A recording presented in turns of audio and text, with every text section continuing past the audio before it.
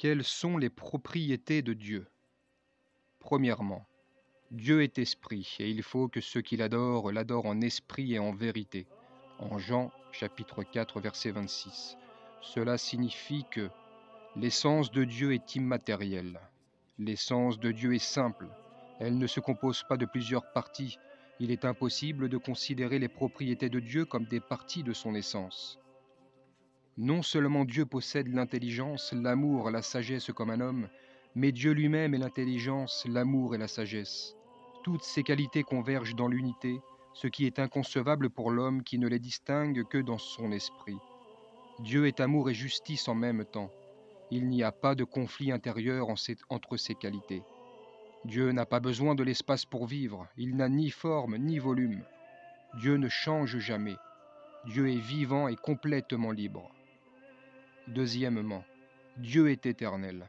Il ne dépend pas du temps. Il a même créé le temps en existant au-dessus du courant temporel. Pour lui, les notions comme avant, maintenant, à l'avenir n'existent pas. Dieu est présent entièrement dans chaque instant du temps. Avant que les montagnes fussent nées et que tu eusses créé la terre et le monde, d'éternité en éternité tu es Dieu. Psaume 90, verset 3. Troisièmement, Dieu est omniprésent. Dieu ne dépend pas de l'espace. Où irais-je loin de ton esprit et où fuirais-je loin de ta face? Si je monte aux cieux, tu y es. Si je me couche au séjour des morts, t'y voilà. Si je prends les ailes de l'aurore et que j'aille habiter à l'extrémité de la mer, là aussi ta main me conduira et ta droite me saisira. Si je dis, au moins les ténèbres me couvriront, la nuit devient lumière autour de moi. Même les ténèbres ne sont pas obscures pour toi. La nuit brille comme le jour et les ténèbres comme la lumière. Psaume 139, versets de 7 à 12. L'omniprésence de Dieu veut dire qu'il pénètre dans toute l'existence sans s'y mêler. Rien ne pénètre en lui. Dieu n'est pas omniprésent à l'instar du gaz remplissant une pièce. Il n'est pas composé de plusieurs parties, mais il est entièrement présent dans chaque partie de l'espace. Dieu est donc infiniment proche de tout l'existant par l'espace, infiniment loin de tout l'existant par sa nature. Étant libre, Dieu veut se manifester différemment dans divers endroits.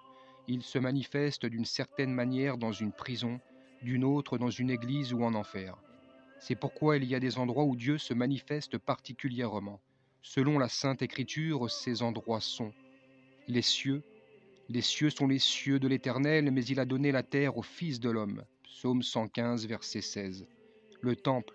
L'Éternel dit à Salomon, j'exauce ta prière et ta supplication que tu m'as adressée.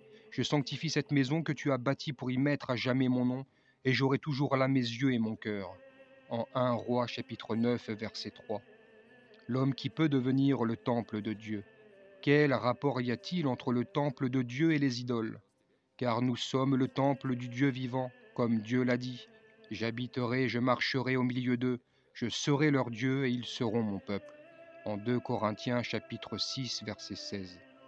Il existe d'autres endroits où la présence de Dieu se veut particulière, qui s'appellent les lieux saints. Dieu appela Moïse du milieu du buisson en disant « Moïse, Moïse !» Et il répondit « Me voici !» Dieu dit « N'approche pas d'ici, ôte tes souliers de tes pieds, car le lieu sur lequel tu te tiens est une terre sainte. » En Exode chapitre 3, versets de 4 à 5. Quatrièmement, Dieu est inchangeable.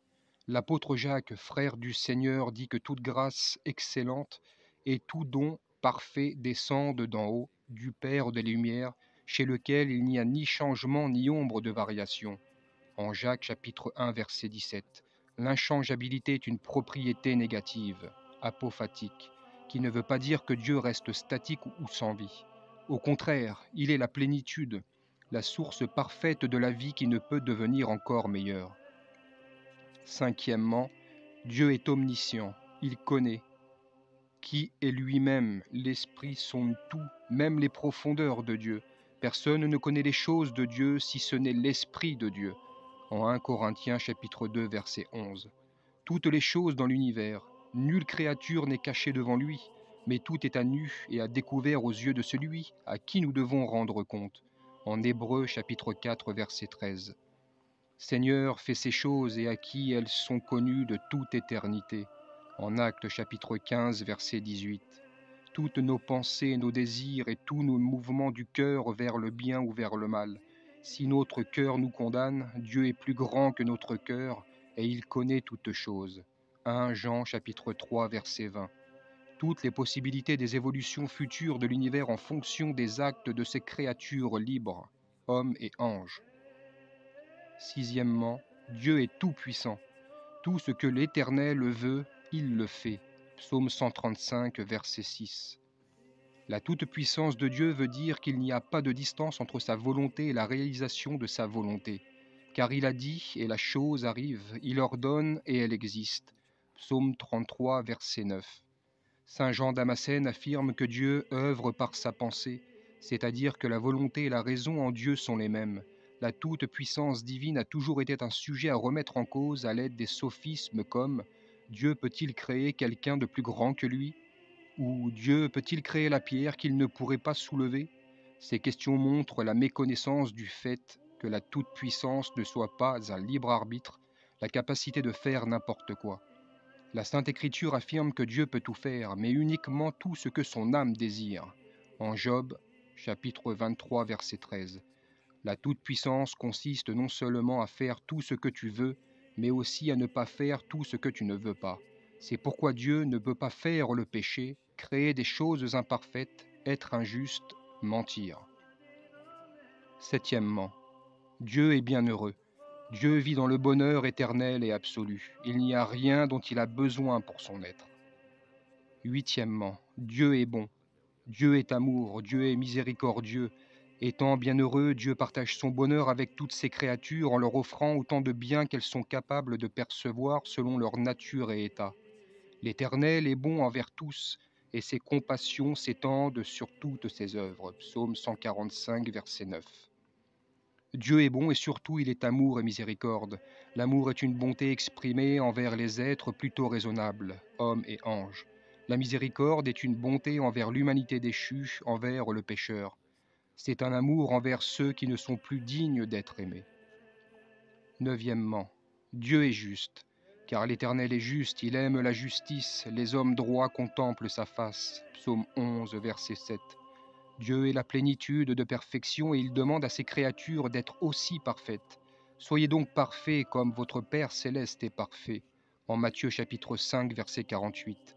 Pour s'approcher de la perfection donne la loi morale qui mène ceux qui la suivent vers la perfection, c'est-à-dire vers lui-même. Il récompense ceux-ci et punit ceux qui ne la suivent pas afin qu'ils changent leurs mauvaises habitudes. La justice divine peut ainsi être considérée comme la justice législative et la justice de récompense, car Dieu est en même temps le législateur et le juge. Un seul est législateur et juge, c'est celui qui peut sauver et perdre. En Jacques chapitre 4, verset 12. La justice de Dieu n'est pas limitée par la vie terrestre et temporaire. C'est pour cela qu'on peut voir les pécheurs se réjouir et les justes souffrir. Cependant, après le dernier grand jugement, la justice de Dieu sera entièrement réalisée. Elle sera reconnue par tout le monde et chacun moissonnera ce qu'il a semé. En Galates chapitre 6, verset 7.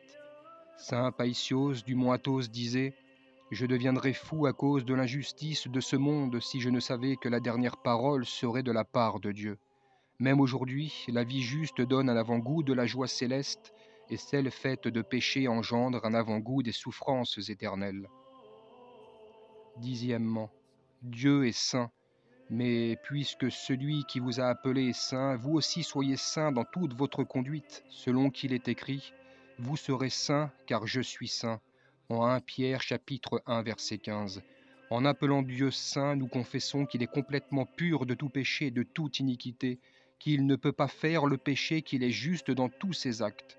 C'est pourquoi Dieu hait le mal et aime la bonté dans toutes ses créatures. Dieu ne participe à aucun mal.